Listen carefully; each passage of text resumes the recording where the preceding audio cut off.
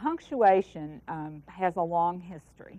As we made the move as human beings from just speaking all the time to trying to write things down, people began to recognize the need for some kind of indication of where one thought stopped and another thought started, and began to develop a system of punctuation marks. And it's my understanding that something that's kind of like a period goes back to Greek times. So while we tend to think of punctuation as the special area of cruel English teachers who like using red pens, once again, what you want to think of it as is a tool that you can use as a writer to make your writing more clear and to make it easier for the reader to follow what you have to say, just by marking off those thoughts and showing with punctuation the relationship between those thoughts.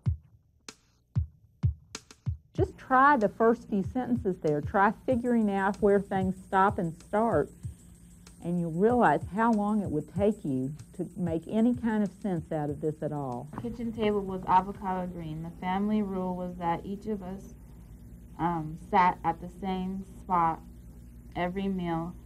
If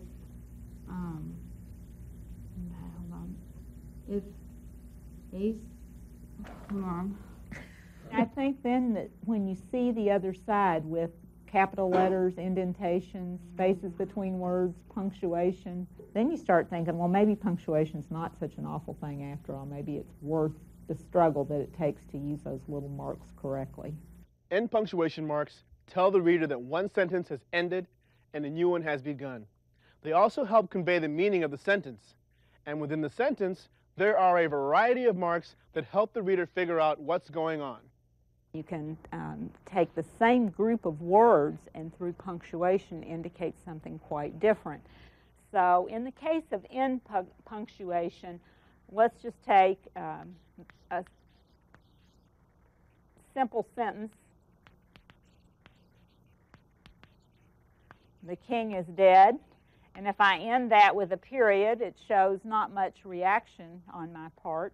But there are a couple of other end punctuation marks that we didn't mention, the exclamation point and the question mark. And you can see that if you choose one of these, it gives the sentence a slightly different shade of meaning. The king is dead. There's surprise registering there. There's emotion coming through with that. If I use the question mark, the king is dead, there's disbelief, there's uncertainty coming through. So just by controlling the end punctuation, I can convey a different kind of meaning for this group of words. I think most all writers have a couple of punctuation marks that they're familiar with and they use with a lot of comfort, and that would be the period, which we use to end sentences, signal that a thought has come to an end, and the comma, which we use in a variety of situations. Sometimes we use them correctly, sometimes we use them incorrectly. But don't forget that there are a whole range of other punctuation marks that have special meaning and can do some nice things for your writing when you understand how to use them. And I would include the semicolon and the colon in that. You've probably noticed in some of your reading that sometimes a writer will use three little dots in a row. Those are called ellipsis points, and they can be a nice tool for a writer. Of course, you've got quotation marks for dialogue or to signal that you've used some material verbatim from another source. You've taken it directly, and you're showing that with the quotation marks. You've got parentheses that can set material off from what you've written. You've got dashes and you've got hyphens.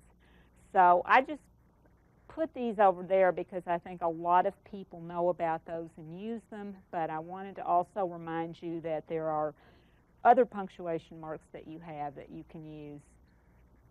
They may take a little investigating, a little experimenting with it, but that's a good thing.